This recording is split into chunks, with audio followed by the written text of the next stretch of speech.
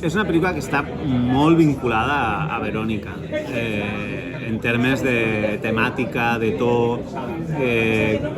Crec és difícil parlar d'una pel·lícula que ha fet un mateix, no? Jo crec que és una mica més clàssica,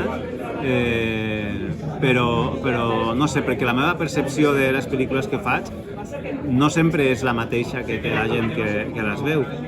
Llavors, no sé, però sí que és una pel·lícula molt agermanada amb Verònica.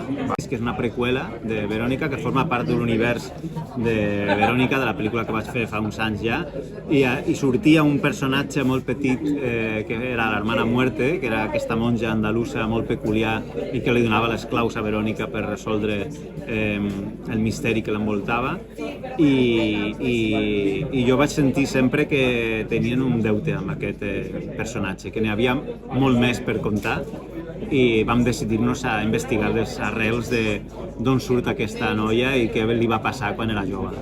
Jo sempre penso que quan vam fer REC pensàvem que una pel·lícula única vam fer 4.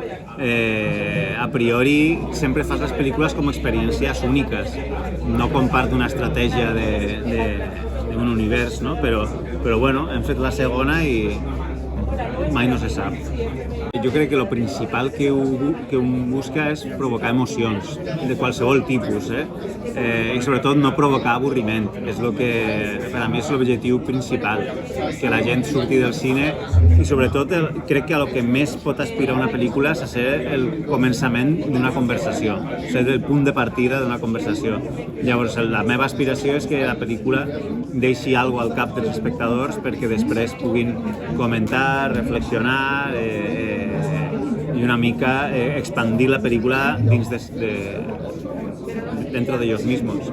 És una pel·lícula de Netflix des del començament, aquest és l'objectiu i és la manera en què està plantejada, i no sé, m'agrada molt pensar que és una que les pel·lícules que fem per Netflix són pel·lícules que tenen una difusió global, no? I que és diferent de quan fas una pel·lícula pel cinema, no? És un mercat diferent. Per a mi, després de 32 anys anant com públic al Festival de Sitges i ja he participat, jo crec que quasi totes les meves pel·lícules han passat pel festival.